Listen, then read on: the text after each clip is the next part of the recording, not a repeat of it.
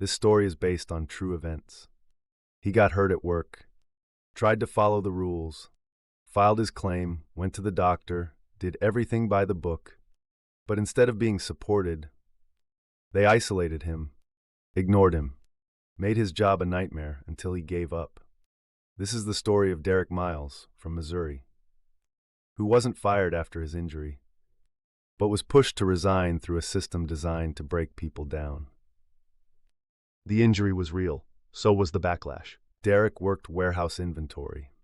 He was good at it, fast, dependable, never called out. Until the day his back popped during a heavy lift. Sharp pain, trouble walking. He filed his claim. Doctor recommended light duty and therapy. At first, his supervisor was supportive. Then the switch-up started. Same job, no help. He was placed on modified duty. But instead of accommodating him, they gave him the same workload, with less help.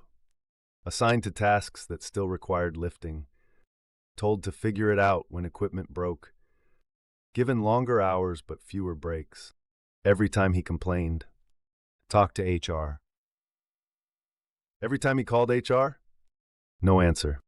The mental game begins. He starts getting left off emails. Coworkers stop talking to him. Managers stop checking in. Suddenly, he's being written up for things that were never a problem before. Poor attitude. Not pulling his weight. Disruptive to the team. He's not healed. He's still in pain. But the message is clear. You don't belong here anymore. The voluntary resignation. One day, HR finally calls him in. Says they've reviewed his performance and understand his frustration. Then hands him a paper.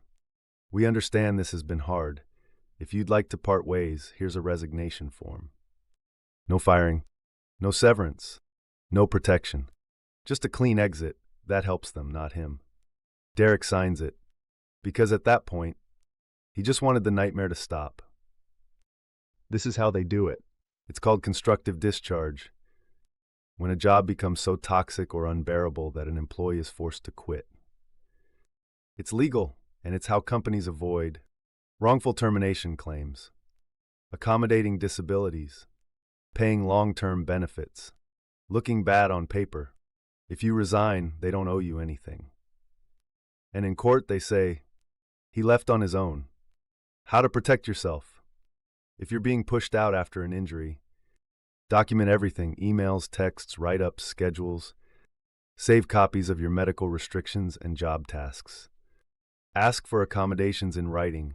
Don't rely on verbal promises. Do not sign anything under pressure. Get legal advice first. If it's getting toxic, say the words, I feel like I'm being forced to resign. That sentence alone can change what's on record. Because what they call voluntary might really be retaliation. Have you ever been slowly pushed out after getting injured? Drop your story in the comments. We're exposing every silent exit they try to bury. FlakeDemic, protecting the unprotected, fighting for the forgotten.